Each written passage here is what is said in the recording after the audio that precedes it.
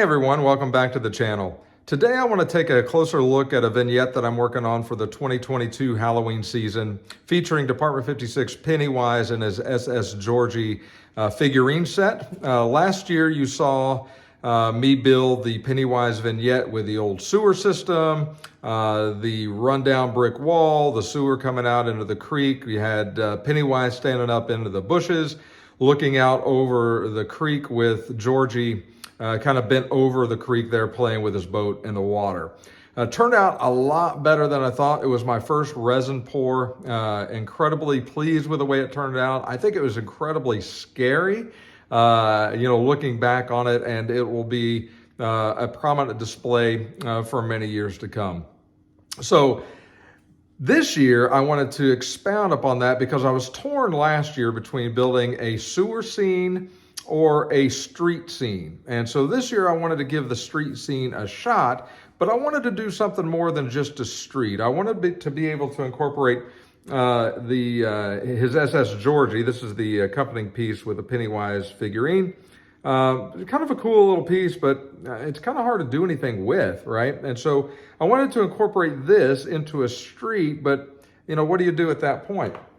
Well, I decided to build the Pennywise house, and I will show you a picture of the inspiration of this. This is the Pennywise house. This is the house on Neibolt Street. So I found a bunch of photos, obviously, on the internet. And so this was the inspiration of trying to recreate, or at least recreate in a similar fashion, this house. And so I wanted to try to build that. And the only way to do that is to build it out of scratch. And so there are several folks that do this with full-scale models, or I say miniature models, that do a really good job. So I saw a couple of those videos and decided to give it a shot on my own. And so I'll show you the pieces and kind of get some supplies together that I've used on how I've started this.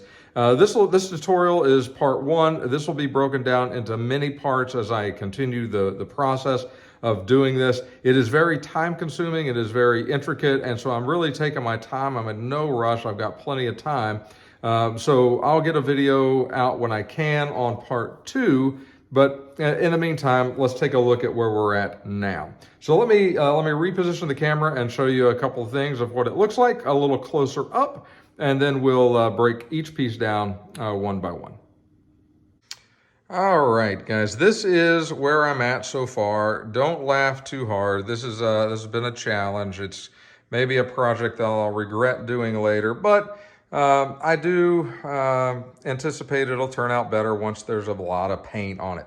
So again, this is the picture. This is the house on Neibolt Street. This is the inspiration. I know it doesn't look anything like that now, but in time, hopefully it will. And so you can see that these are some wooden sticks. I'll go over that. This is some pink styrofoam that I've kind of carved into wood-looking pieces. Obviously, you can see the Pennywise vignette there. I got the section of the porch that you will see there, and that will transfer over here at some point. Cut out and ready to add detail. And then the house is all done of essentially foam core with the paper part of the foam core peeled off. And I'll go into the details there. The sticks, you can buy in packs. The foam core, I bought this. You can get foam core at the dollar store. I have some of that I will continue to use. I bought these packs. That is actually black coated paper, which really doesn't make a difference. I thought it would be easier to hide the paint, but once I started peeling off the paper, it really doesn't make a difference. But I bought that at Joann's, a pack of 4, I believe, 11 by 13 or something like that pieces in a pack for not very, very much. Not as inexpensive as a dollar store foam though. So that's kind of where we're at. So that's what it's starting to look like. The roof has not been done yet. I'm not taking any measurements on this, right? So I'm just sort of looking at this house and then trying to transfer what I see onto this foam core. And so you'll see I've already made several errors, and it's going to look similar but not identical, right?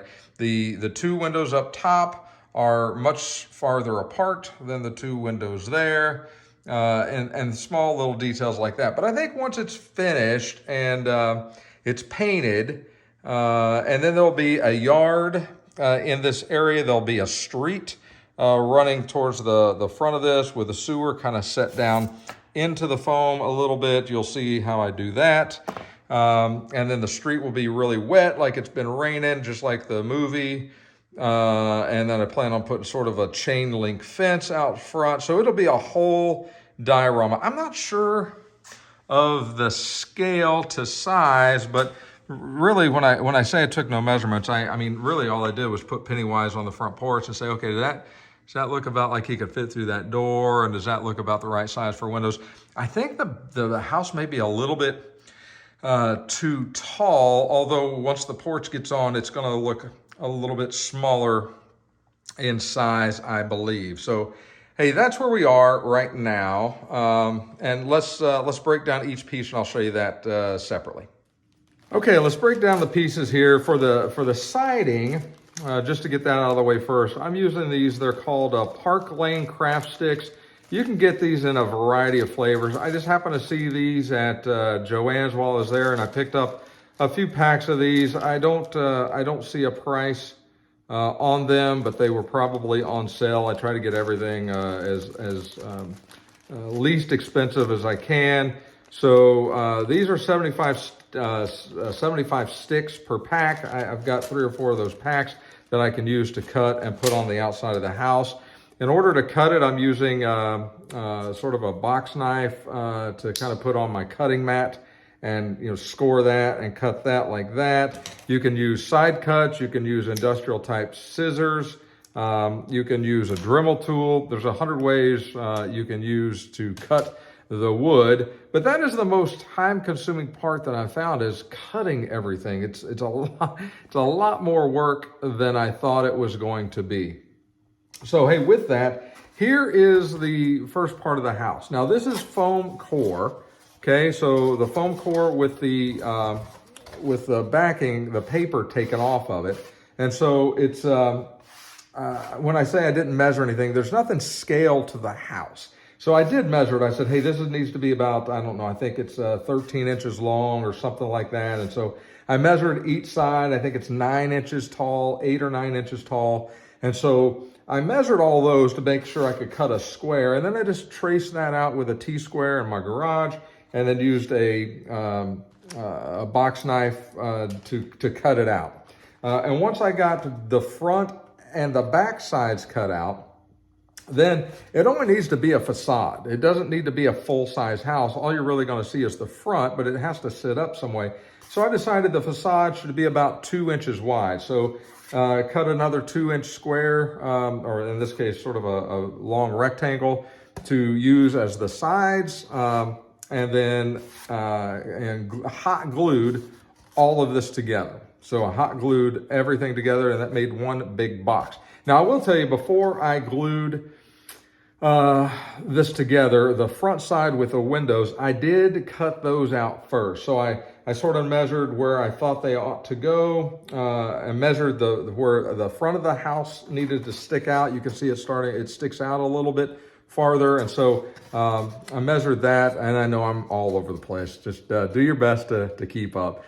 I measured that as about 1 inch out from the house, and I cut 2 pieces of pink styrofoam, a little bit taller. You can see that here on the top of that. It's a little bit taller than I think these are 9 or 10 inches, to make it a little bit taller, just like it is on the photo that I was looking at. And then I cut. I did not hot glue this on at that time. I just kind of laid it on there, measured out some squares for my windows, and then cut those out with an X-Acto knife.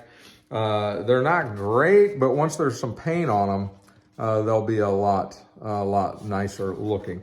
So then once I had the windows cut out, I hot glued the first piece together, this box.